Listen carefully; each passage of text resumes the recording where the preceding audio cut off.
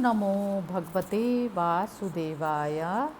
श्रीमद्भागवत महापुराण प्रथम स्कंद 11वां अध्याय। द्वारिका में श्री कृष्ण का राज उचित स्वागत। ना अहम वसामि वैकुंठे योगिनां हृदयेन च मद्भक्ता यत्र गायन्ति तत्र तिष्ठामि नारद। मैं ना तो वैकुंठ में ही रहता हूँ, ना योगियों के हृदय में। मैं तो वहीं रहता हूँ जहाँ प्रेम आकुल होकर मेरे भक्त मेरे नाम का संकीर्तन किया करते हैं।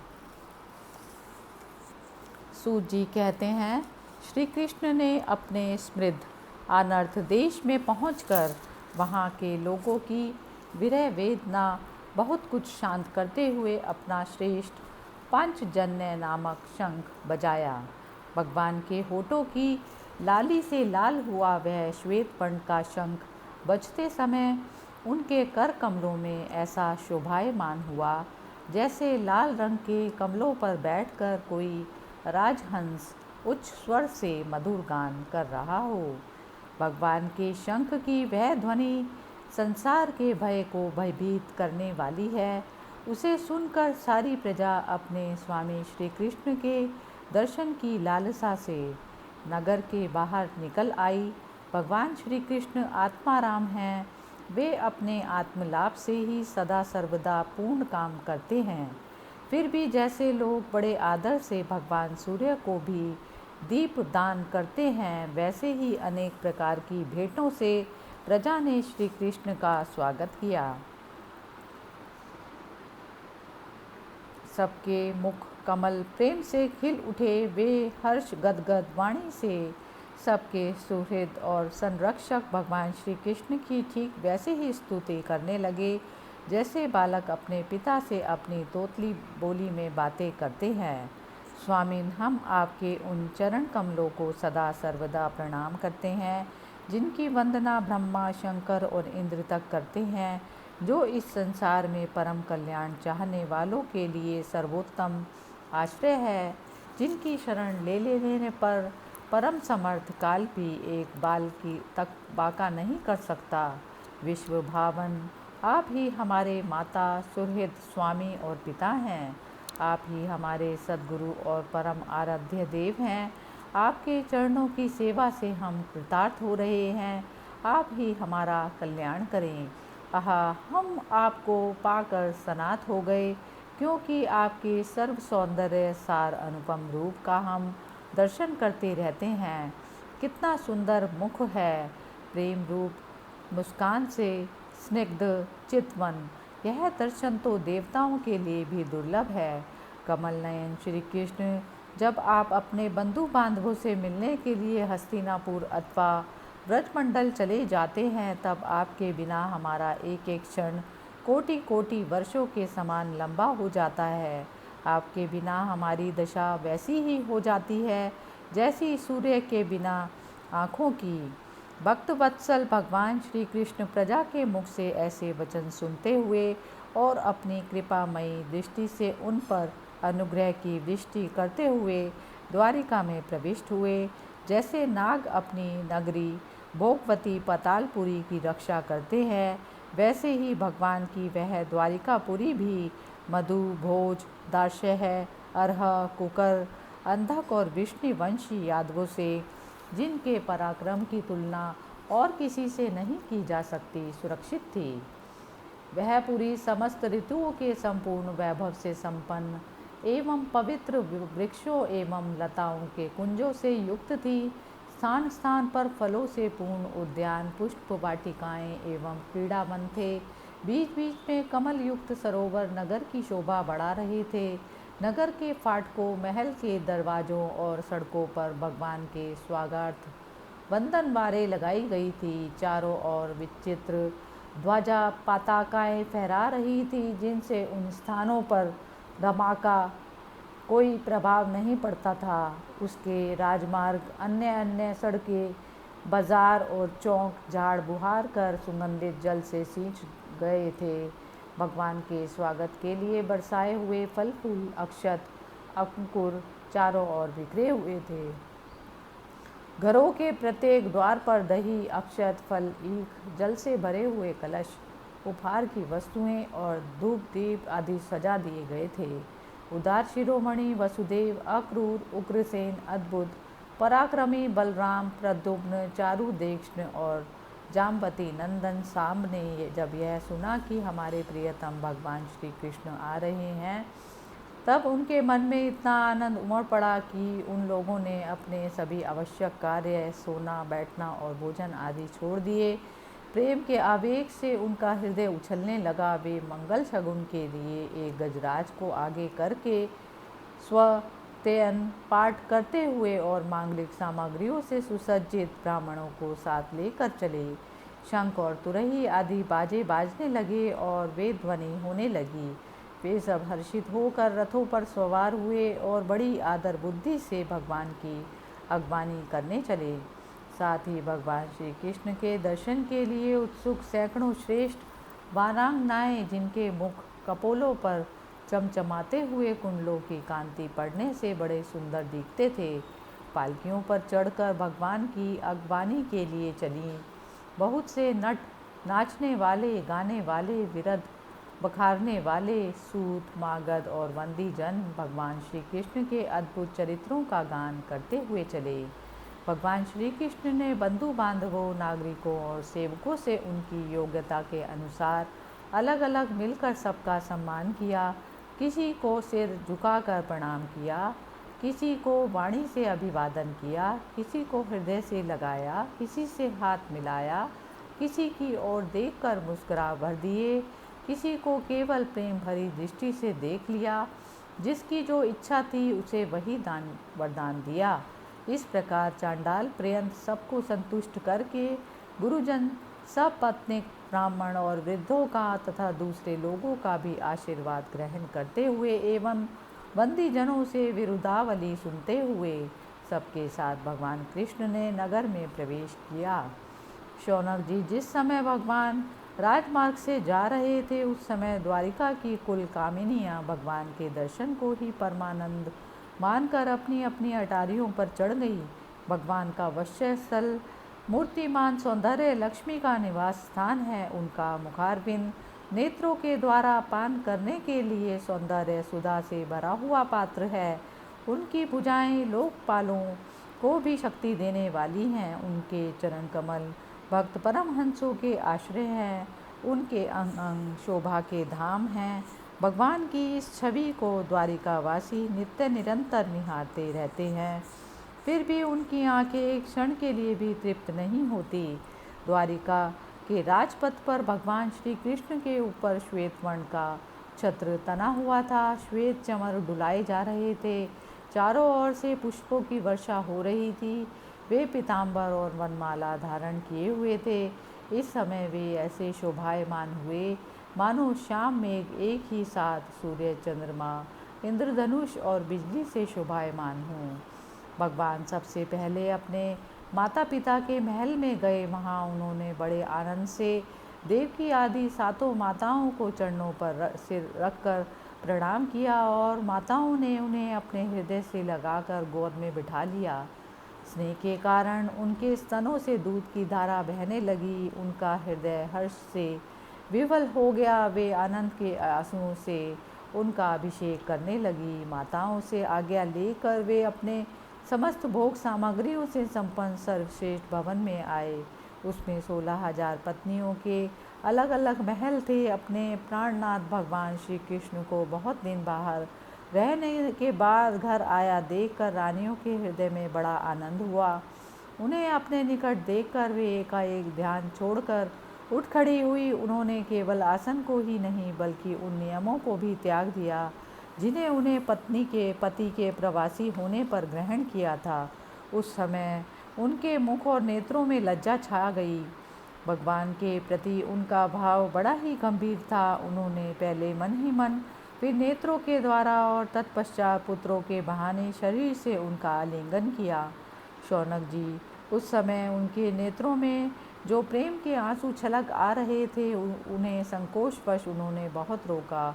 फिर भी विवशता के कारण वे ढलक ही गए। यद्यपि भगवान श्री कृष्ण एकांत में सर्वदा ही उनके पास रहते थे, तथापि उनके चरण कमल उन्हें पद पद पर नए नए जान पड़ते।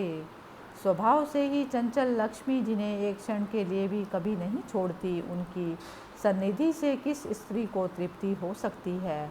जैसे वायु बाँसों के संघर्ष से दावानल पैदा करके उन्हें जला देती है, वैसे ही पृथ्वी के भारभूत और शक्तिशाली राजाओं में परस्पर फूट डालकर बिना शस्त्र ग्रहण किए ही भगवान श्री कृष्ण ने उन्हें कई अक्षौहिणी सेना सहित एक दूसरे से मरवा डाला। और उसके बाद आप भी उपराम हो गए। साक्षात परमेश्वर ही अपनी लीला से इस मनुष्य लोक में अवतीर्ण हुए थे और सहस्त्रों रमणीय रत्नों में रहकर उन्होंने साधारण मनुष्य की तरह क्रीड़ा की, जिनकी निर्मल और मधुर हंसी उनके हृदय के अनमक भावों को सूचित करने वाली थी, जिनकी लजीली चितवन की चोट से बेसुध होकर विश्व विजयी कामदेव ने भी अपने धनुष का परित्याग कर दिया था। वे कमनीय कामनियाँ अपने काम विलासों से जिनके मन में तनिक भी शोभ नहीं पैदा कर सकी, उन असंग भगवान श्री कृष्ण को संसार के लोग अपने ही समान कर्म करते देखकर आसक्त मनुष्य समझते हैं। यह उनकी मूर्खता है। यही तो भगवान की भगवत्ता है कि वे प्रकृति में स्थित होकर भी उसके गुणों से कभी लिप्त नहीं होते। जैसे भगवान की शरणागत बुद्धि अपने में रहने वाले प्राकृत गुणों से लिप्त नहीं होती, वे मूढ़ स्त्रियां भी श्री कृष्ण को अपना एकांत सेवी स्त्रीपरायण भक्त ही समझ बैठी थीं, क्योंकि वे अपने स्वामी के ऐश्वर्य को नहीं जानती थी। ठीक वैसे ही जैसे अहंकार की वृत्तियां ईश्वर को अपने धर्म से युक्त मानती हैं। श्रीमद् भागवत महापुराण प्रथम स्कंद का 11वां अध्याय समाप्त। हरि ओम तत्सत। श्री कृष्ण गोविंद हरे मुरारी, हे नाथ नारायण वासुदेवा। ओम नमो भगवते वासुदेवाय। श्रीमद्भागवत महापुराण प्रथम स्कंद 12वां अध्याय। परीक्षित का जन्म। न अहम वसामि वैकुंठे योगिनां हृदयेन च, मद्भक्ता यत्र गायन्ति तत्र तिष्ठामि नारद। मैं ना तो वैकुंठ में ही रहता हूँ, ना योगियों के हृदय में रहता हूँ। मैं तो वहीं रहता हूँ जहाँ प्रेमाकुल होकर मेरे भक्त मेरे नाम का संकीर्तन किया करते हैं। शौनक जी ने कहा, अश्वत्थामा ने जो अत्यंत तेजस्वी ब्रह्मास्त्र चलाया था, उससे उत्तरा का गर्भ नष्ट हो गया था, परंतु भगवान ने उसे पुनः जीवित कर दिया। उस गर्भ से पैदा हुए महाज्ञानी महात्मा परीक्षित के, जिन्हें सुखदेव जी ने ज्ञान उपदेश दिया था, जन्म कर्म मृत्यु और उसके बाद जो गति उन्हें प्राप्त हुई, वह सब यदि आप ठीक समझे तो कहें। हम लोग बड़ी श्रद्धा के साथ सुनना चाहते हैं। तब सूत जी ने कहा, धर्मराज युधिष्ठिर अपनी प्रजा को प्रसन्न रखते हुए पिता के समान उसका पालन करने लगे। भगवान श्री कृष्ण के चरण कमलों के सेवन से वे समस्त भोगों से निष्प्रय हो गए थे। शौनकादि ऋषियों, उनके पास अतुल संपत्ति थी। उन्होंने बड़े बड़े यज्ञ किए थे तथा उनके फलस्वरूप श्रेष्ठ लोकों का अधिकार प्राप्त किया था। उनकी रानियां और भाई अनुकूल थे। सारी पृथ्वी उनकी थी। वे जम्बू द्वीप के स्वामी थे और उनकी कीर्ति स्वर्ग तक फैली हुई थी। उनके पास भोग की ऐसी सामग्री थी जिसके लिए देवता लोग भी लालायित रहते थे, परंतु जैसे भूखे मनुष्य को भोजन के अतिरिक्त दूसरे पदार्थ नहीं सुहाते, वैसे ही उन्हें भगवान के सिवा दूसरी कोई वस्तु सुख नहीं देती। शौनक जी, उत्तरा के गर्भ में स्थित वह वीर शिशु परीक्षित जब अश्वत्थामा के ब्रह्मास्त्र के तेज से जलने लगा, तब उसने देखा कि उसकी आंखों के सामने एक ज्योतिर्मय पुरुष है। वह देखने में तो अंगूठे भर का है, परंतु उसका स्वरूप बहुत ही निर्मल है। अत्यंत सुंदर श्याम शरीर है, बिजली के समान चमकता हुआ पीताम्बर धारण किए हुए है, सिर पर सोने का मुकुट झिलमिला रहा है। उस निर्विकार पुरुष के बड़ी ही सुंदर लंबी लंबी 4 भुजाएं हैं, कानों में तपाए हुए स्वर्ण के सुंदर कुंडल हैं, आँखों में लालिमा है, हाथ में लूके के समान जलती हुई गदा लेकर उसे बार बार घुमाता जा रहा है और स्वयं शिशु के चारों ओर घूम रहा है। जैसे सूर्य अपनी किरणों से कोहरे से को भगा देते हैं, वैसे ही वह उस गदा के द्वारा ब्रह्मास्त्र के तेज को शांत करता जा रहा था। उस पुरुष को अपने समीप देखकर वह गर्भस्थ शिशु सोचने लगा कि यह कौन है। इस प्रकार उस 10 मास के गर्भस्थ शिशु के सामने ही धर्म रक्षक अप्रमेय भगवान श्री कृष्ण ब्रह्मास्त्र के तेज को शांत करके वहीं अंतर ध्यान हो गए। उसके बाद अनुकूल ग्रहों के उदय से युक्त समस्त सद्गुणों को विकसित करने वाले शुभ समय में पांडु के वंशधर परीक्षित का जन्म हुआ। जन्म के समय ही वह बालक इतने तेजस्वी दीख पड़ते थे मानो स्वयं पांडु ने ही फिर से जन्म लिया है। पौत्र के जन्म की बात सुनकर राजा युधिष्ठिर मन में बहुत प्रसन्न हुए। उन्होंने धौम्य, कृपाचार्य आदि ब्राह्मणों से मंगल वाचन और जात कर्म संस्कार करवाए। महाराज युधिष्ठिर दान के योग्य समय को जानते थे। उन्होंने प्रजातीर्थ नामक काल में अर्थात नाल काटने के बाद ही ब्राह्मणों को सुवर्ण, गोए, पृथ्वी, गांव, उत्तम जाति के हाथी, घोड़े और उत्तम अन्न का दान दिया। ब्राह्मणों ने संतुष्ट होकर अनंत विनयी युधिष्ठिर से कहा, पुरुवंश शिरोमणि काल की दुर्विनाश गति से यह पवित्र पुरुवंश मिटना ही चाहता था, परंतु तुम लोगों पर कृपा करने के लिए भगवान विष्णु ने यह बालक देकर इसकी रक्षा कर दी, इसलिए इसका नाम विष्णुरात होगा। निसंदेह यह बालक संसार में बड़ा यशस्वी, भगवान का परम भक्त और महापुरुष होगा। युधिष्ठिर ने कहा, महात्माओं, यह बालक क्या अपने उज्जवल यश से हमारे वंश के पवित्र कीर्ति महात्मा राज ऋषियों का अनुसरण करेगा? ब्राह्मणों ने कहा, धर्मराज, यह मनुपुत्र इक्ष्वाकु के समान अपनी प्रजा का पालन करेगा तथा दशरथ नंदन भगवान श्री राम के समान ब्राह्मण भक्त और सत्य प्रतिज्ञ होगा। यह उनीश्वर नरेश शिवी के समान दाता शरणागत वत्सल होगा तथा याज्ञिकों में दुष्यंत के पुत्र भरत के समान अपने वंश का यश फैलाएगा। धनुर्धरों में यह सहस्रबाहु अर्जुन और अपने दादा पार्थ के समान अग्रण्य होगा। यह अग्नि के समान दुर्धर्ष और समुद्र के समान दुस्तर होगा। यह सिंह के समान पराक्रमी, हिमाचल की तरह आश्रय लेने योग्य, पृथ्वी के सदृश तितिक्षु और माता पिता के समान सहनशील होगा। इसमें पितामह ब्रह्मा के समान समता रहेगी। भगवान शंकर की तरह यह कृपालु होगा और संपूर्ण प्राणियों को आश्रय देने में यह लक्ष्मीपति भगवान विष्णु के समान होगा। यह समस्त सद्गुणों की महिमा धारण करने में श्री कृष्ण का अनुयायी होगा। रंति देव के समान उदार होगा और ययाति के समान धार्मिक होगा। धैर्य में बलि के समान और भगवान श्री कृष्ण के प्रति दृढ़ निष्ठा में यह प्रहलाद के समान होगा। यह बहुत से अश्वमेध यज्ञों का करने वाला और विद्धों का सेवक होगा। इसके पुत्र राज ऋषि होंगे। मर्यादा का उल्लंघन करने वालों को यह दंड देगा। यह पृथ्वी माता और धर्म की रक्षा के लिए कलयुग का भी दमन करेगा। ब्राह्मण कुमार के श्राप से तक्षक के द्वारा अपनी मृत्यु सुनकर यह सबकी आसक्ति छोड़ देगा और भगवान के चरणों की शरण लेगा। राजन, व्यासनंदन सुखदेव जी से यह आत्मा के यथार्थ स्वरूप का ज्ञान प्राप्त करेगा और अंत में गंगा तट पर अपने शरीर को त्याग कर निश्चय ही अभय पद प्राप्त करेगा। ज्योतिष शास्त्र के विशेषज्ञ ब्राह्मण राजा युधिष्ठिर को इस प्रकार बालक के जन्म लगन का फल बतलाकर और भेंट पूजा आदि लेकर अपने अपने घर चले गए।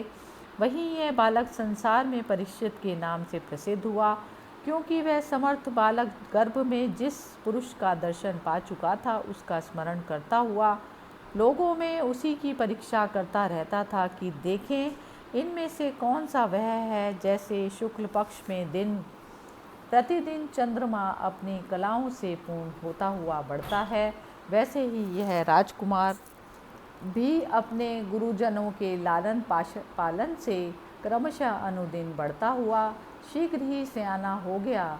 इसी समय स्वजनों के वध का प्रायश्चित करने के लिए राजा युधिष्ठिर ने अश्वमेध यज्ञ के द्वारा भगवान की आराधना करने का विचार किया, परंतु प्रजा से वसूल किए हुए कर और दंड जुर्माने की रकम के अतिरिक्त और धन न होने के कारण वे बड़ी चिंता में पड़ गए। उनका अभिप्राय समझकर भगवान श्री कृष्ण की प्रेरणा से उनके भाई उत्तर दिशा में राजा मरुत और ब्राह्मणों द्वारा छोड़ा हुआ बहुत सा धन ले आए। उससे यज्ञ की सामग्री एकत्र करके धर्मभीरु महाराज युधिष्ठिर ने 3 अश्वमेध यज्ञों के द्वारा भगवान की पूजा की। युधिष्ठिर के निमंत्रण से पधारे हुए भगवान ब्राह्मणों द्वारा उनका यज्ञ संपन्न कराकर अपने सुहृद पांडवों की प्रसन्नता के लिए कई महीनों तक वहीं रहे। शौनक जी इसके बाद भाइयों सहित राजा युधिष्ठिर और द्रौपदी से अनुमति लेकर अर्जुन के साथ यदुवंशियों से घिरे हुए भगवान श्री कृष्ण ने द्वारिका के लिए प्रस्थान किया। श्रीमद्भागवत महापुराण प्रथम स्कंद का 12वां अध्याय समाप्त। हरि ओम तत्सत। श्री कृष्ण गोविंद हरे मुरारी, हे नाथ नारायण वासुदेवा। श्रीमद्भागवत महापुराण प्रथम स्कंद 13वां अध्याय। विदुर जी के उपदेश से धृतराष्ट्र और गांधारी का वन में जाना। न अहम वसामि वैकुंठे योगिनां हृदयेन च, मद्भक्ता यत्र गायन्ति तत्र तिष्ठामि नारद। मैं ना तो वैकुंठ में ही रहता हूँ, ना योगियों के हृदय में रहता हूँ। मैं तो वहीं रहता हूँ जहाँ प्रेमाकुल होकर मेरे भक्त मेरे नाम का संकीर्तन किया करते हैं। सूत जी कहते हैं, विदुर जी तीर्थ यात्रा में महर्षि मैत्रेय से आत्मा का ज्ञान प्राप्त करके हस्तिनापुर लौट आए। उन्हें जो कुछ जानने की इच्छा थी वह पूर्ण हो गई थी। विदुर जी ने मैत्रेय ऋषि से जितने प्रश्न किए थे उनका उत्तर सुनने के पहले ही श्री कृष्ण में अनन्य भक्ति हो जाने के कारण वे उत्तर सुनने से उपराम हो गए।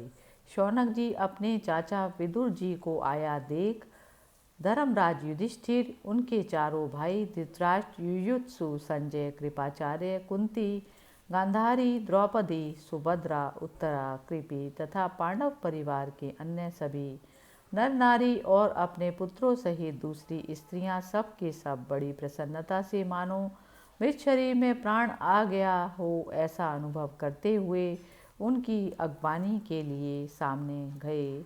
यथा योग्य आलिंगन और प्रणाम आदि के द्वारा सब उनसे मिले और विरह जनित उत्कंठा से कातर होकर सब ने प्रेम के आंसू बहाए। युधिष्ठिर ने आसन पर बैठाकर उनका यथोचित आदर सत्कार किया। जब वे भोजन एवं विश्राम करके सुखपूर्वक आसन पर बैठे थे तब युधिष्ठिर ने विनय से झुककर सबके सामने ही उनसे कहा।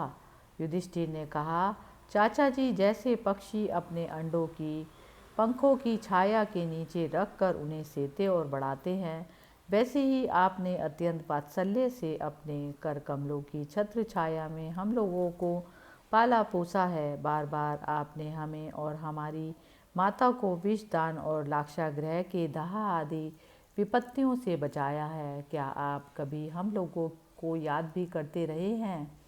आपने पृथ्वी पर विचरण करते समय किस वृत्ति से जीवन निर्वाह किया? आपने पृथ्वी तल पर किन किन तीर्थों और मुख्य क्षेत्रों का सेवन किया? प्रभो, आप जैसे भगवान के प्यारे भक्त स्वयं ही तीर्थ स्वरूप होते हैं। आप लोग अपने हृदय में विराजमान भगवान के द्वारा तीर्थों को भी महातीर्थ बनाते हुए विचरण करते हैं। चाचा जी, आप तीर्थ यात्रा करते हुए द्वारिका भी अवश्य ही गए होंगे। वहाँ हमारे सुहृद एवं भाई बंधु यादव लोग, जिनके एकमात्र आराध्य देव श्री कृष्ण हैं, अपनी नगरी में सुख से तो है ना? आपने यदि जाकर देखा नहीं तो सुना अवश्य ही होगा। युधिष्ठिर के इस प्रकार पूछने पर बुद्धर जी ने तीर्थों और यदुवंशियों के संबंध में जो कुछ देखा सुना और अनुभव किया सब क्रम से बतलाया। केवल यदुवंश के विनाश की बात ही नहीं कही। करुण हृदय विदुर जी पांडवों को दुखी नहीं देख सकते थे, इसलिए उन्होंने यह अप्रिय एवं असह्य घटना पांडवों को नहीं सुनाई, क्योंकि वह तो स्वयं ही प्रकट होने वाली थी। पांडव विदुर जी का देवता के समान सेवा सत्कार करते थे। वे कुछ दिनों तक अपने बड़े भाई धृतराष्ट्र की कल्याण कामना से सब लोगों को प्रसन्न करते हुए सुखपूर्वक हस्तिनापुर में ही रहे। विदुर जी तो साक्षात धर्मराज थे। मांडव्य ऋषि के श्राप से ये 100 वर्ष के लिए शूद्र बन गए थे। इतने दिनों तक यमराज के पद पर अयरमा थे और वहीं पापियों को उचित दंड देते थे। राज्य प्राप्त हो जाने पर अपने लोकपालों सरीखे भाइयों के साथ युधिष्ठिर वंशधर परीक्षित को देखकर अपनी अतुल संपत्ति से आनंदित रहने लगे। इस प्रकार पांडव गृहस्थ के काम धंधों में रम गए और उन्हीं के पीछे एक प्रकार से यह बात भूल गए कि अनजान में ही हमारा जीवन मृत्यु की ओर जा रहा है। अब देखते देखते उनके सामने वह समय आ पहुंचा जिसे कोई टाल नहीं सकता था। परंतु विदुर जी ने काल की गति जानकर अपने बड़े भाई धृतराष्ट्र से कहा, महाराज देखिए, अब बड़ा भयंकर समय आ रहा है, झटपट यहाँ से निकल चलिए। हम सब लोग सिर पर वह सर्वसमर्थ काल मंडराने लगा है, जिसके टालने का कहीं भी कोई उपाय नहीं। काल के वशीभूत होकर जीव का अपने प्रियतम प्राणों से भी बात ही की बात में वियोग हो जाता है। फिर धन जन आदि दूसरी वस्तुओं की तो बात ही क्या है। आपके चाचा ताऊ भाई सगे संबंधी और पुत्र सभी मारे गए। आपकी उम्र भी ढल चुकी, शरीर बुढ़ापे का शिकार हो गया। आप पराए घर में पड़े हुए हैं। ओहो, इस प्राणी को जीवित रहने की कितनी प्रबल इच्छा होती है। इसी के कारण तो आप भीम का दिया हुआ टुकड़ा खाकर कुत्ते का सा जीवन बिता रहे हैं। जिनको आपने आग में जलाने की चेष्टा की, विष देकर मार डालना चाहा, सभी भरी सभा में जिनकी विवाहिता पत्नी को अपमानित किया, जिनकी भूमि और धन छीन लिए गए, उन्हीं के अंश से पले हुए प्राणों को रखने में क्या गौरव है। आपके अज्ञान की हद हो गई कि अब भी आप जीना चाहते हैं, परंतु आपके चाहने से क्या होगा। पुराने वस्त्र की तरह बुढ़ापे से गला हुआ आपका यह शरीर आपके ना चाहने पर भी क्षीण हुआ जा रहा है। अब इस शरीर से आपका कोई स्वार्थ सधने वाला नहीं है। इसमें फंसिए मत, इसकी ममता का बंधन काट डालिए। जो संसार के संबंधियों से अलग रहकर उनके अनजान में अपने शरीर का त्याग करता है, वही धीर कहा गया है। चाहे अपनी समझ से हो या दूसरे के समझाने से, जो इस संसार को दुख रूप समझकर इससे विरक्त हो जाता है और अपने अंतःकरण को वश में कर हृदय में भगवान को धारण करके संन्यास के लिए घर से निकल पड़ता है, वही उत्तम मनुष्य है। इसके आगे जो समय आने वाला है वह प्राय मनुष्य के गुणों को घटाने वाला होगा। इसलिए आप अपने कुटुंबियों से छिपकर उत्तराखंड में चले जाइए।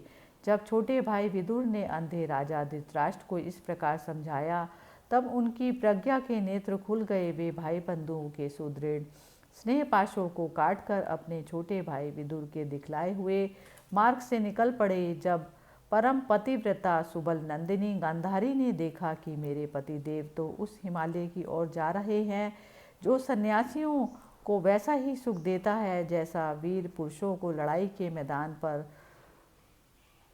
तब वे भी उनके पीछे पीछे चल पड़ी। अजातशत्रु युधिष्ठिर ने प्रातःकाल संध्या वंदन और अग्निहोत्र करके ब्राह्मणों को नमस्कार किया और उन्हें तिल, गौ, भूमि और सुवर्ण का दान दिया। इसके बाद जब वे गुरुजनों की चरण वंदना के लिए राजमहल में गए, तब उन्हें धृतराष्ट्र, विदुर तथा गांधारी के दर्शन नहीं हुए।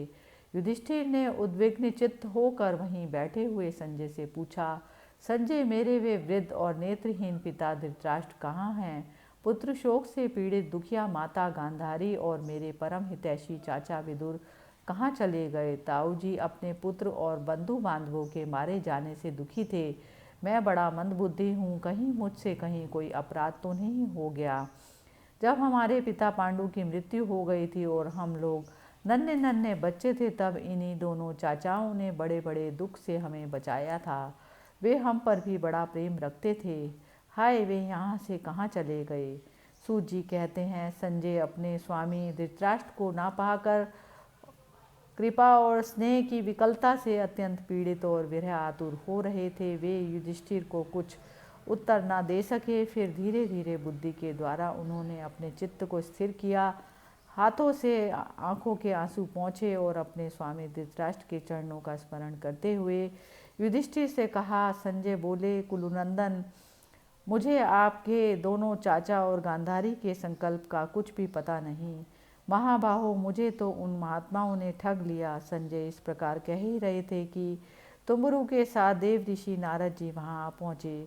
महाराज युधिष्ठिर ने भाइयों सहित उठकर उन्हें प्रणाम किया और उनका सम्मान करते हुए बोले। युधिष्ठिर ने कहा, भगवान, मुझे आपने अपने दोनों चाचाओं का पता नहीं चल रहा है। ना जाने वे दोनों पुत्र शोक से व्याकुल तपस्विनी माता गांधारी यहाँ से कहाँ चले गए।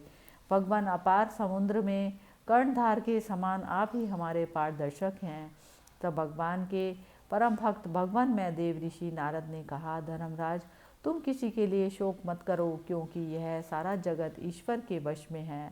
सारे लोक और लोकपाल विवश होकर ईश्वर की ही आज्ञा का पालन कर रहे हैं। वही एक प्राणी दूसरे से मिलता है और वही उनसे अलग करता है। जैसे बैल बड़ी रस्सी में बंधे और छोटी रस्सी से नथे रहकर अपने स्वामी का भार ढोते हैं, उसी प्रकार मनुष्य भी वर्णाश्रम द्वारा अनेक प्रकार के नामों से वेद रूप रस्सी में बंधकर ईश्वर की ही आज्ञा का अनुसरण करते हैं। जैसे संसार में खिलाड़ी की इच्छा से ही खिलौनों का संयोग और वियोग होता है, वैसे ही भगवान की इच्छा से ही मनुष्यों का मिलना बिछुड़ना होता है। तुम लोगों का जीव रूप से नित्य मानो या देह रूप से अनित्य अथवा जड़ रूप से अनित्य और चेतन रूप से नित्य अथवा शुद्ध ब्रह्म रूप में नित्य अनित्य कुछ भी ना मानो। किसी भी अवस्था में मोहजन्य आसक्ति के अतिरिक्त वे शोक करने योग्य नहीं है। इसलिए धर्मराज, वे दीन दुखी चाचा चाची असहाय अवस्था में मेरे बिना कैसे रहेंगे। इस अज्ञानजन्य मन की विकलता को छोड़ दो। यह पांच भौतिक शरीर काल कर्म और गुणों के वश में है। अजगर के मुंह में पड़े हुए पुरुष के समान यह पराधीन शरीर दूसरों की रक्षा ही क्या कर सकता है। हाथ वालों के बिना हाथ वाले, चार पैर वाले पशुओं के बिना पैर वाले तृणादि और उनमें से भी बड़े जीवों के छोटे जीव आहार है। इस प्रकार एक जीव दूसरे जीव का जीवन का कारण हो रहा है। इन समस्त रूपों में जीवों के बाहर और भीतर वही एक स्वयं प्रकाश भगवान, जो संपूर्ण आत्माओं के आत्मा है, माया के द्वारा अनेकों प्रकार से प्रकट हो रहे हैं। तुम केवल उन्हीं को देखो। महाराज, समस्त प्राणियों को जीवन दान देने वाले वे ही भगवान इस समय इस पृथ्वी तल पर देव द्रोहियों का नाश करने के लिए काल रूप से अवतीर्ण हुए हैं। अब वे देवताओं का कार्य कर चुके हैं। थोड़ा सा काम और शेष है, उसी के लिए वे रुके हैं। जब तक वे प्रभु यहाँ हैं, तब तक तुम लोग भी उनकी प्रतीक्षा करो। धर्मराज, हिमालय के दक्षिण भाग में जहाँ सप्त ऋषियों की प्रसन्नता के लिए गंगा जी ने अलग अलग 7 धाराओं के रूप में अपने को 7 भागों में विभक्त किया, जिसे सप्त स्तोत्र कहते हैं, वहीं ऋषियों के आश्रम पर धृतराष्ट्र अपनी पत्नी गांधारी और विदुर के साथ गए हैं। वहाँ वे त्रिकाल स्नान और विधि पूर्वक अग्निहोत्र करते हैं। अब उनके चित्त में किसी भी प्रकार की कामना नहीं। वे केवल जल पीकर शांत चित्त से निवास करते हैं। आसन जीत कर प्राणों को वश में कर कर उन्होंने अपनी जहों इंद्रियों को विषयों से लौटा लिया है। भगवान की धारणा से उनके तमोगुण, रजोगुण और सत्वगुण के मल नष्ट हो चुके। उन्होंने अहंकार को बुद्धि के साथ जोड़कर और उसे क्षेत्रज्ञ आत्मा में लीन करके उसे भी महाकाश में घटाकाश के समान सर्व अधिष्ठान ब्रह्म में एक कर दिया है। उन्होंने अपनी समस्त इंद्रियों और मन को रोककर समस्त विषयों को बाहर से ही लौटा दिया है और माया के गुणों से होने वाले परिणामों को सर्वथा मिटा दिया है। समस्त कर्मों का संन्यास करके वे इस समय ठूंठ की तरह स्थिर होकर बैठे हैं। अतः तुम उनके मार्ग में विघ्न रूप मत बनना धर्मराज। आज से 5वें दिन वे अपने शरीर का परित्याग कर देंगे और वह जलकर भस्म हो जाएगा। गाय पत्यादि अग्नियों के द्वारा पर्णकुटी के साथ अपने पति के मृतदेह को जलते देखकर बाहर खड़ी हुई साध्वी गांधारी भी पति का अनुगमन करती हुई उसी आग में प्रवेश कर जाएंगी। धर्मराज, विदुर जी अपने भाई का आश्चर्य में मोक्ष देखकर हर्षित और वियोग देखकर दुखित होते हुए वहाँ से तीर्थ सेवन के लिए चले जाएंगे। देव ऋषि नारद यूँ कहकर तुम्बुरु के साथ स्वर्ग को चले गए। धर्मराज युधिष्ठिर ने उनके उपदेशों को हृदय में धारण करके शोक को त्याग दिया। इस प्रकार श्रीमद् भगवद गीता महापुराण प्रथम स्कंद 13वां अध्याय समाप्त। हरि ओम तत्सत। श्री कृष्ण गोविंद हरे मुरारी, हे नाथ नारायण वासुदेवा। ओम नमो भगवते वासुदेवाय। श्रीमद्भागवत महापुराण प्रथम स्कंद 14वां अध्याय। भगवान नारद जी से कहते हैं, ना अहम वसामि वैकुंठे योगिनां हृदयेन च मद्भक्ता यत्र गायन्ति तत्र तिष्ठामि नारद। मैं ना तो वैकुंठ में ही रहता हूँ, ना योगियों के हृदय में रहता हूँ। मैं तो वहीं रहता हूँ जहाँ प्रेमाकुल होकर मेरे भक्त मेरे नाम का संकीर्तन किया करते हैं। 14वें अध्याय में अपशगुन देखकर महाराज युधिष्ठिर का शंका करना और अर्जुन का द्वारिका से लौटना। सूत जी कहते हैं, शौनक ऋषियों से स्वजनों से मिलने और पुण्य श्लोक भगवान श्री कृष्ण अब क्या करना चाहते हैं, यह जानने के लिए अर्जुन द्वारिका गए हुए थे। कई महीने बीत जाने पर भी अर्जुन वहाँ से लौटकर नहीं आए। धर्मराज युधिष्ठिर को बड़े भयंकर अपशगुन दिखने लगे। उन्होंने देखा काल की गति बड़ी विकट हो गई है। जिस समय जो ऋतु होनी चाहिए उस समय वह नहीं होती और उनकी क्रियाएं भी उल्टी ही होती हैं। लोग बड़े क्रोधी, लोभी और असत्य परायण हो गए हैं। अपने जीवन निर्वाह के लिए लोग पापपूर्ण व्यवहार करने लगे हैं। सारा व्यवहार कपट से भरा हुआ है। यहाँ तक कि मित्रता में भी छल मिला रहता है। पिता माता, सगे संबंधी, भाई और पति पत्नी में भी झगड़ा रहने लगा है। कली काल के आ जाने से लोगों का स्वभाव ही लोभ, दंभ आदि अधर्म से अभिभूत हो गया और प्रकृति में भी अत्यंत अरिष्ट सूचक अपशगुन होने लगे। यह सब देखकर युधिष्ठिर ने अपने छोटे भाई भीमसेन से कहा। युधिष्ठिर ने कहा भीमसेन से, अर्जुन को हमने द्वारिका इसलिए भेजा था कि वह वहाँ जाकर पुण्य श्लोक भगवान श्री कृष्ण क्या कर रहे हैं इसका पता लगा कर आए और संबंधियों से मिल भी आए। तब से 7 महीने बीत गए किंतु तुम्हारे छोटे भाई अब तक नहीं लौट रहे हैं। मैं ठीक ठीक नहीं समझ पाता हूँ कि उनके न आने का क्या कारण है। कहीं देव ऋषि नारद के द्वारा बतलाया हुआ वह समय तो नहीं आ पहुँचा जिसमें भगवान श्री कृष्ण अपने लीला विग्रह का संवर्णन करना चाहते हैं, अर्थात प्रस्थान करना चाहते हैं। उन्हीं भगवान की कृपा से हमें यह संपत्ति, राज्य, स्त्री, प्राण, कुल संतान, शत्रुओं पर विजय और स्वर्ग आदि लोगों का अधिकार प्राप्त हुआ है। भीमसेन, तुम तो मनुष्यों में व्याघ्र के समान बलवान हो। देखो तो सही, आकाश में उल्कापात आदि, पृथ्वी में भूकंप आदि और शरीरों में रोग आदि कितने भयंकर अपशगुन हो रहे हैं। इनसे इस बात की सूचना मिलती है कि शीघ्र ही हमारी बुद्धि को मोह में डालने वाला कोई उत्पात होने वाला है। प्यारे भीमसेन, मेरी बाएं जांघ, आँख और भुजा बार बार फड़क रही है। हृदय जोर जोर से धड़क रहा है। अवश्य ही बहुत जल्दी कोई अनिष्ट होने वाला है। देखो, यह सियारिन उदय होते हुए सूर्य की ओर मुँह करके रो रही है। अरे, उसके मुँह से तो आग भी निकल रही है। यह कुत्ता बिल्कुल निर्भय सा होकर मेरी ओर देखकर चिल्ला रहा है। भीमसेन, गौ आदि अच्छे पशु मुझे अपने बाएं करके जाते हैं और गधे आदि बुरे पशु मुझे अपने दाहिने कर देते हैं। मेरे घोड़े आदि वाहन मुझे रोते हुए दिखाई देते हैं। यह मृत्यु का दूत पेंडुखी उल्लू और उसका प्रतिपक्षी कौवा रात को अपने कर्ण कठोर शब्दों में मेरे मन को कंपाते हुए विश्व को सूना कर देना चाहते हैं। दिशाएं धुंधली हो रही हैं। सूर्य और चंद्रमा के चारों ओर बार बार मंडल बैठते हैं। यह पृथ्वी पहाड़ों के साथ कांप उठती है। बादल बड़े ज़ोर ज़ोर से गरजते हैं और जहाँ तहाँ बिजली भी गिरती ही रहती है। शरीर को छेदने वाली एवं धूली वर्षा से अंधकार फैलाने वाली आंधी चलने लगी है। बादल बड़ा डरावना दृश्य उपस्थित करके सब ओर खून बरसाते हैं। देखो, सूर्य की प्रभा मंद पड़ गई है। आकाश में ग्रह परस्पर टकराया करते हैं। भूतों की घनी भीड़ में पृथ्वी और अंतरिक्ष में आग सी लगी हुई है। नदी, नद, तालाब और लोगों के मन शुद्ध हो रहे हैं। घी से आग नहीं जलती। यह भयंकर काल ना जाने क्या करेगा।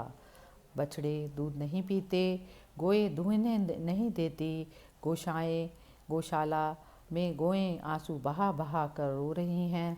बैल भी उदास हो रहे हैं। देवताओं की मूर्तियाँ रोती हुई सी दिखाई दे रही हैं। उनमें से पसीना चूने लगता है और वे हिलती डुलती भी हैं। ये देश, गांव, शहर, बगीचे, खाने और आश्रम श्रीहीन और आनंद रहित हो गए हैं। पता नहीं ये हमारे किस दुख की सूचना दे रहे हैं।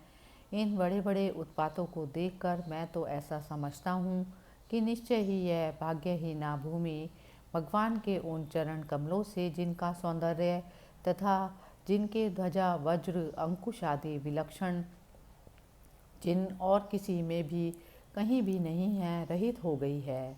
शौनक जी, राजा युधिष्ठिर इन भयंकर उत्पातों को देखकर मन ही मन चिंतित हो रहे थे कि द्वारिका से लौटकर अर्जुन आए। युधिष्ठिर ने देखा अर्जुन इतने आतुर हो रहे हैं जितने पहले कभी नहीं देखे गए। मुंह लटका हुआ है, कमल सरी के नेत्रों से आंसू बह रहे हैं। इस शरीर में बिल्कुल कांति नहीं है। उनको इस रूप में अपने चरणों में पड़ा देखकर युधिष्ठिर घबरा गए। देवऋषि नारद की बातें याद करके उन्होंने सुहृदों के सामने ही अर्जुन से पूछा। युधिष्ठिर ने अर्जुन से कहा, भाई, द्वारिकापुरी में हमारे स्वजन संबंधी मधु, भोज, दाशह, आरह, सातपथ, अंधक और विष्णुवंशी यादव कुशल से तो है ना? हमारे माननीय नाना शूरसेन जी प्रसन्न हैं। अपने छोटे भाई सहित मामा वसुदेव जी तो कुशल पूर्वक हैं। उनकी पत्नियां हमारी मामी देवकी आदि सातों बहनें और अपने पुत्रों और बहुओं के साथ आनंद से तो है ना? जिनका पुत्र कंस बड़ा ही दुष्ट था, वे राजा उग्रसेन अपने छोटे भाई देवक के साथ जीवित तो है ना? हृदय उनके पुत्र कृतवर्मा, अक्रूर, जयंत, गतसारण और शत्रुजित आदि यादव वीर सकुशल है ना? यादवों के प्रभु बलराम जी तो आनंद से है ना? विष्णु वंश के सर्वश्रेष्ठ महारथी प्रद्युम्न सुख से तो है ना? युद्ध में बड़ी फुर्ती दिखलाने वाले भगवान अनिरुद्ध आनंद से है ना? सुषेण, चारुदेक्षण, जामवंती नंदन साम और अपने पुत्रों सहित ऋषभ आदि भगवान श्री कृष्ण के अन्य सब पुत्र भी प्रसन्न है ना? भगवान श्री कृष्ण के सेवक श्रुतदेव, उद्धव आदि और दूसरे सुनंद, नंद आदि भ्रतान, यदुवंशी जो भगवान श्री कृष्ण और बलराम के बाहुबल से सुरक्षित है ना? सबके सब सकुशल है ना? हमसे अत्यंत प्रेम करने वाले वे लोग कभी हमारा कुशल मंगल भी पूछते हैं। भक्त वत्सल ब्राह्मण भक्त भगवान श्री कृष्ण अपने स्वजनों के साथ द्वारिका की सुधर्मा सभा में सुखपूर्वक विराजते हैं ना? वे आदि पुरुष बलराम जी के साथ संसार के परम मंगल, परम कल्याण और उन्नति के लिए यदुवंश रूप क्षीर सागर में विराजमान है ना? उन्हीं के बाहुबल से सुरक्षित द्वारिकापुरी में यदुवंशी लोग सारे संसार के द्वारा सम्मानित होकर बड़े आनंद से विष्णु भगवान के पार्षदों के समान विहार कर रहे हैं।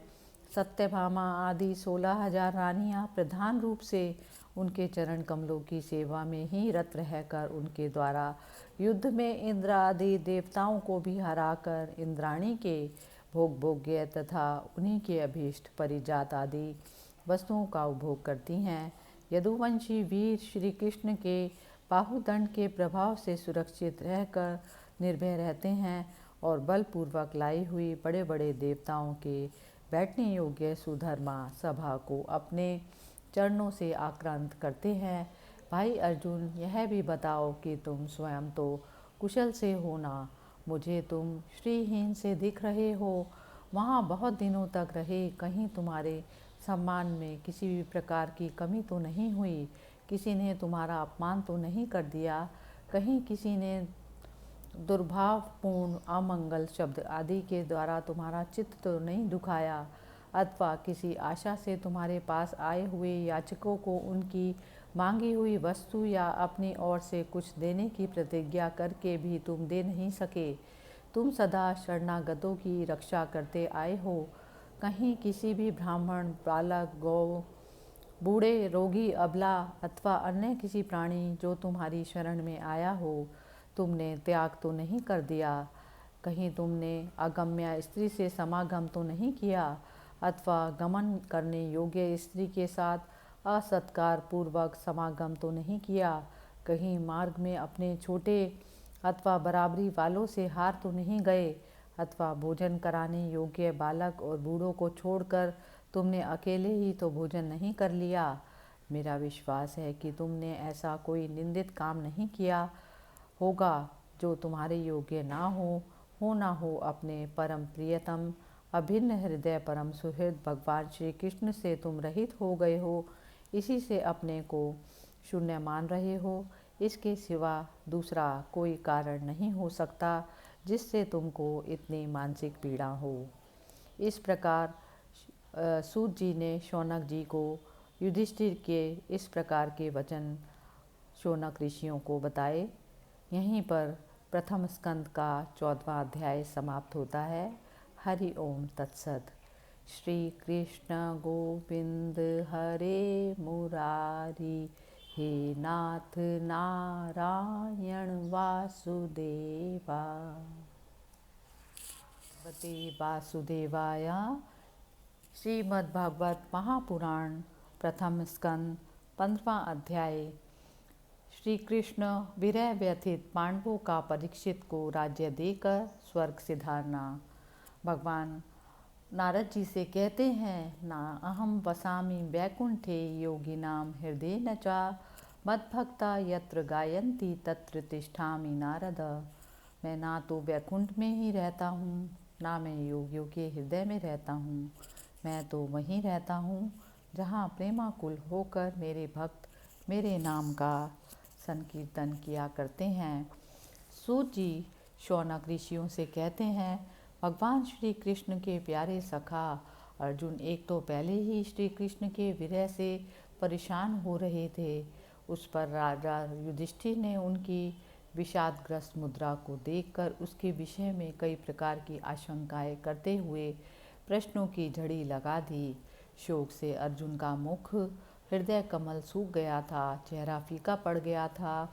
वे उन्हीं भगवान कृष्ण के ध्यान में ऐसे डूब रहे थे कि बड़े भाई के प्रश्नों का कुछ भी उत्तर ना दे सके।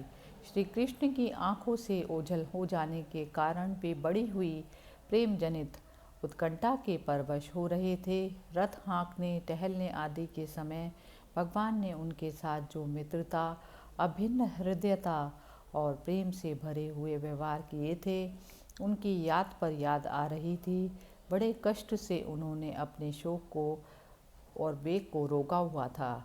हाथ से नेत्रों के आंसू पहुँचे और फिर रूंधे हुए गले से बड़े भाई युधिष्ठिर से कहा, महाराज, मेरे ममेरे भाई अथवा अत्यंत घनिष्ठ मित्र का रूप धारण कर श्री कृष्ण ने मुझे ठग लिया। मेरे जिस बल प्रबल पराक्रम से बड़े बड़े देवता भी आश्चर्य में डूब जाते थे, उसे श्री कृष्ण ने मुझसे छीन लिया।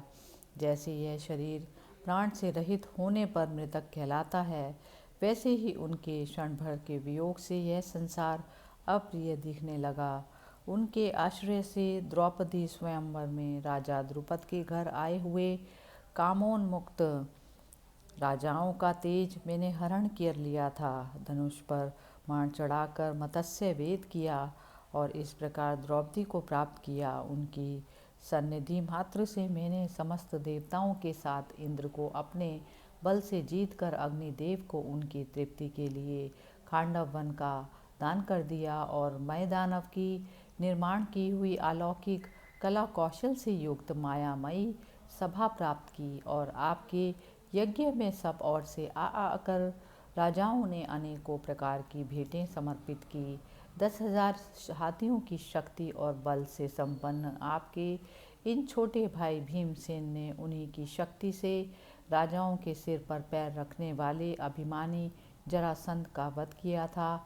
उसके बाद उन्हीं भगवान ने बहुत से राजाओं को मुक्त किया, जिनको जरासंध ने महाभैरव यज्ञ में बलि चढ़ाने के लिए बंदी बनाया हुआ था। उन सब राजाओं के आपके यज्ञ में अनेकों प्रकार के उपहार दिए थे। महारानी द्रौपदी राजसूय यज्ञ के महान अभिषेक से पवित्र हुए अपने उन सुंदर केशों को, जिन्हें दुष्टों ने बड़ी भारी सभा में छूने का साहस किया, बिखेर कर तथा आँखों में आंसू भर कर जब श्री कृष्ण के चरणों में गिर पड़ी, तब उन्होंने उसके सामने उसके उस घोर अपमान का बदला लेने की प्रतिज्ञा करके उन धूर्तों की स्त्रियों की ऐसी दशा कर दी कि वे विधवा हो गई और उन्हें अपने केश अपने हाथों से खोल देने पड़े। वनवास के समय हमारे वैरी दुर्योधन के षड्यंत्र से 10,000 शिष्यों के साथ बिठाकर भोजन करने वाले महर्षि दुर्वासा ने हमें दुस्तर संकट में डाल दिया था। उस समय उन्होंने द्रौपदी के पात्र में बची हुई शाक की एक पत्ती का ही भोग लगाकर हमारी रक्षा की। उनके ऐसा करते ही नदी में स्नान करती हुई मुनि मंडली को ऐसा प्रतीत हुआ मानो उनकी तो बात ही क्या, सारी त्रिलोकी ही तृप्त हो गई है। उनके प्रताप से मैंने युद्ध में पार्वती सहित भगवान शंकर को आश्चर्य में डाल दिया तथा उन्होंने मुझे अपना पाशुपत नामक अस्त्र दिया। साथ ही दूसरे लोकपालों ने भी प्रसन्न होकर अपने अपने अस्त्र मुझे दिए, और तो क्या, उनकी कृपा से मैं इसी शरीर से स्वर्ग में गया और देवराज इंद्र की सभा में उनके बराबर आधे आसन पर बैठने का सम्मान मैंने प्राप्त किया। उनके आग्रह से जब मैं स्वर्ग में ही कुछ दिनों तक रह गया, तब इंद्र के साथ समस्त देवताओं ने मेरी इन्हीं गांडीव धारण करने वाली भुजाओं का निवात कवच आदि दैत्यों को मारने के लिए आश्रय लिया। महाराज, यह सब जिनकी महती कृपा का फल था, उन्हीं पुरुषोत्तम भगवान श्री कृष्ण ने मुझे आज ठग लिया।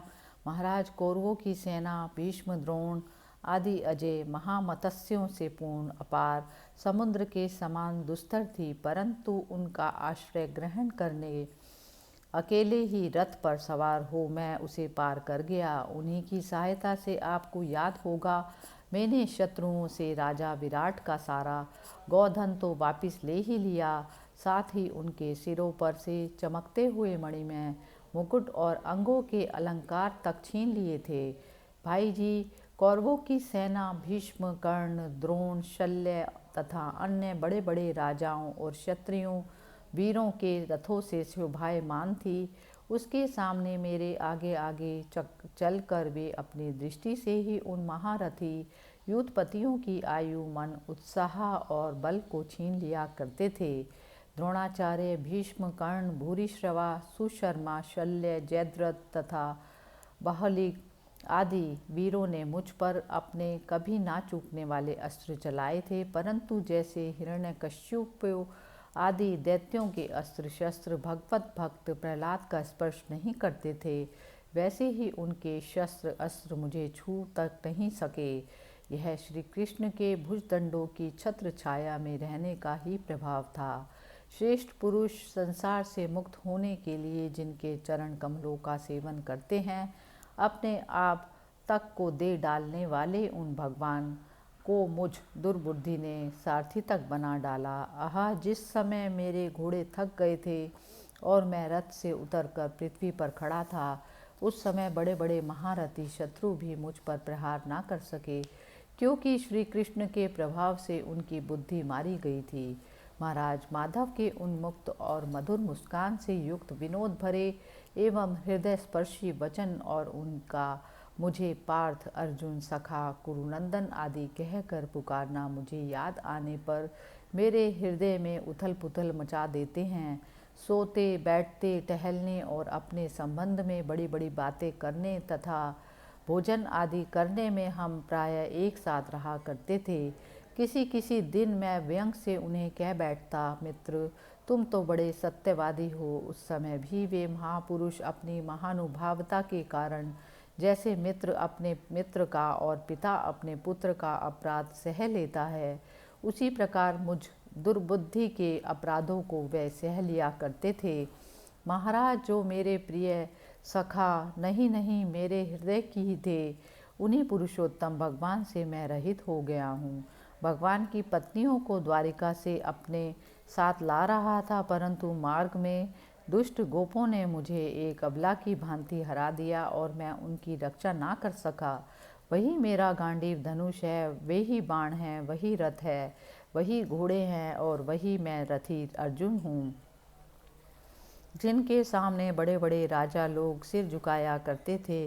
श्री कृष्ण के बिना सब एक ही क्षण में नहीं के समान सार शून्य हो गए।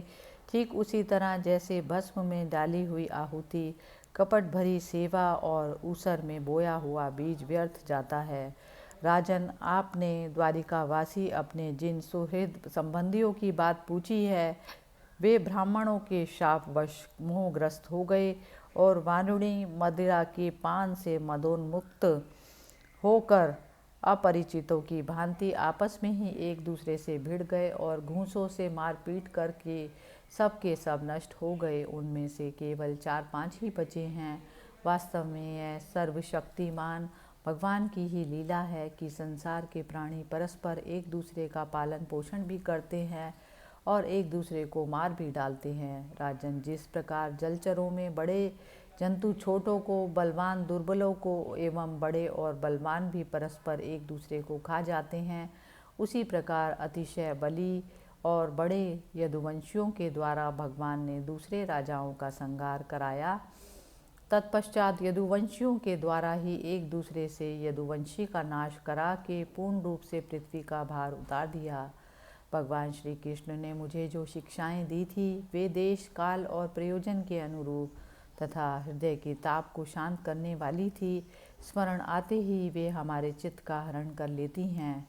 सूत जी कहते हैं शौनक ऋषियों से कि इस प्रकार प्रगाढ़ प्रेम से भगवान श्री कृष्ण के चरण कमलों का चिंतन करते करते अर्जुन की चित्त वृत्ति अत्यंत निर्मल और प्रशांत हो गई।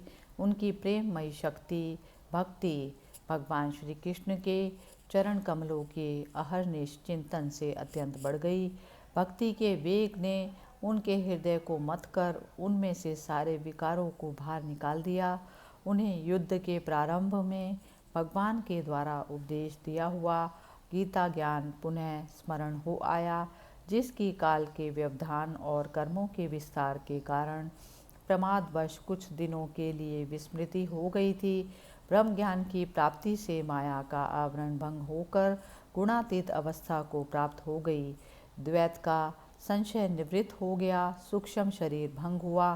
वे शोक और एवं जन्म मृत्यु के चक्र से सर्वथा मुक्त हो गए। भगवान के स्वधाम गमन और यदुवंश के संहार का वृत्तांत सुनकर निश्चल मति युधिष्ठिर ने स्वर्ग आरोहण का निश्चय किया। कुंती ने भी अर्जुन के मुख से यदुवंशियों के नाश और भगवान के स्वधाम गमन की बात सुनकर अनन्य भक्ति से अपने हृदय को भगवान श्री कृष्ण में लगाया और सदा के लिए इस जन्म मृत्यु रूप संसार से अपना मुंह मोड़ लिया। भगवान श्री कृष्ण ने लोक दृष्टि में जिस यादव शरीर से पृथ्वी का भार उतारा था, उसका वैसे ही परित्याग कर दिया जैसे कोई कांटे से कांटा निकालकर फिर दोनों को फेंक दे। भगवान की दृष्टि में दोनों ही समान थे, जैसे ही वे नट के समान मत्स्य आदि रूप धारण करते हैं और फिर उनका त्याग कर देते हैं, वैसे ही उन्होंने जिस यादव शरीर से पृथ्वी का भार दूर किया उसे भी त्याग दिया। जिनकी मधुर लीलाएं श्रवण करने योग्य हैं, उन भगवान श्री कृष्ण ने जब अपने मनुष्य के से शरीर से इस पृथ्वी का परित्याग कर दिया, उसी दिन विचारहीन लोगों को अधर्म में फंसाने वाला कलयुग आधम का महाराज युधिष्ठिर से कलयुग का फैलना छिपा न रहा। उन्होंने देखा देश में, नगर में, घरों में और प्राणियों में लोभ, असत्य, छल, हिंसा आदि अधर्मों की बढ़ती हो गई है। तब उन्होंने महाप्रस्थान का निश्चय किया। उन्होंने अपने विनयी पौत्र परीक्षित को, जो गुणों में उन्हीं के समान थे, समुद्र से गिरी हुई पृथ्वी के सम्राट पद पर हस्तिनापुर में अभिषिक्त किया। उन्होंने मथुरा में शूरसेना अधिपतियों के रूप में अनिरुद्ध के पुत्र वज्र का अभिषेक किया। इसके बाद समर्थ युधिष्ठिर ने प्राजापत्य यज्ञ करके आह्वनीय आदि अग्नियों को अपने में लीन कर दिया, अर्थात गृहस्थ आश्रम के धर्म से मुक्त होकर उन्होंने संन्यास ग्रहण किया। युधिष्ठिर ने अपने सब वस्त्र आभूषण आदि वहीं छोड़ दिए एवं ममता और अहंकार से रहित होकर समस्त बंधन काट डाले। उन्होंने दृढ़ भावना से भक्ति को, वाणी को मन में, मन को प्राण में, प्राण को अपान में और अपान को उसकी क्रिया के साथ मृत्यु में तथा मृत्यु को पंचभूत में शरीर में लीन कर दिया। इस प्रकार शरीर को मृत्यु रूप अनुभव करके उन्होंने उसे त्रिगुण में मिला दिया। त्रिगुण को मूल प्रकृति में, सर्व कारण रूपा प्रकृति को आत्मा में और आत्मा को अविनाशी ब्रह्म में विलीन कर दिया। उन्हें यह अनुभव होने लगा कि यह संपूर्ण दृश्य प्रपंच ब्रह्म स्वरूप है। इसके पश्चात उन्होंने शरीर पर चीर वस्त्र धारण कर लिया, अन्न जल का त्याग कर दिया, मौन ले लिया और केश खोलकर बिखेर लिए। वे अपने रूप को ऐसा दिखाने लगे जैसा कोई जड़ उन्मत्त या पिशाच हो। फिर वे बिना किसी की बाट देखे और बहरे की तरह बिना किसी की बात सुने घर से निकल पड़े। हृदय में उस पर ब्रह्म का ध्यान करते हुए, जिसको प्राप्त करके फिर लौटना नहीं होता, उन्होंने उत्तर दिशा की यात्रा की, जिस ओर पहले बड़े बड़े महात्मा जन जा चुके हैं। भीमसेन, अर्जुन आदि युधिष्ठिर के छोटे भाइयों ने भी देखा कि अब पृथ्वी में सभी लोगों को अधर्म के सहायक कलयुग ने प्रभावित कर डाला है। इसलिए वे भी श्री कृष्ण चरणों की प्राप्ति का दृढ़ निश्चय करके अपने बड़े भाई के पीछे पीछे चल पड़े। उन्होंने जीवन के सभी लाभ भली भांति प्राप्त कर लिए थे। इसलिए यह निश्चय करके कि भगवान श्री कृष्ण के चरण कमल ही हमारे परम पुरुषार्थ हैं, उन्होंने उन्हें हृदय में धारण किया। पांडवों के हृदय में भगवान श्री कृष्ण के चरण कमलों के ध्यान से भक्ति भाव उमड़ आया। उनकी बुद्धि सर्वथा शुद्ध होकर भगवान श्री कृष्ण के उस सर्वोत्कृष्ट रूप में, स्वरूप में अनन्य भाव से स्थिर हो गई, जिसमें निष्पाप पुरुष ही स्थिर हो पाते हैं। उन्होंने अपने विशुद्ध अंतःकरण से स्वयं ही वह गति प्राप्त की जो विषय आसक्त दुष्ट मनुष्यों को कभी प्राप्त नहीं हो सकती। संयमी एवं श्री कृष्ण के प्रेमावश में मुग्ध भगवन्मय विदुर जी ने भी अपने शरीर को प्रभास क्षेत्र में त्याग दिया। उस समय उन्हें लेने के लिए आए हुए पितरों के साथ वे अपने लोग यमलोक को चले गए। द्रौपदी ने देखा कि अब पांडव लोग निरपेक्ष हो गए हैं। तब वे अनन्य प्रेम से भगवान श्री कृष्ण का ही चिंतन करके उन्हें प्राप्त हो गई। भगवान के प्यारे भक्त पांडवों के महाप्रयाण की इस पवित्र, परम पवित्र और मंगलमयी कथा जो पुरुष श्रद्धा से और पूर्ण प्रेम से सुनता है, वह निश्चय ही भगवान की भक्ति और मोक्ष को प्राप्त करता है। हरि ओम तत्सत। श्री कृष्ण गोविंद हरे मुरारी, हे नाथ नारायण वासुदेवा।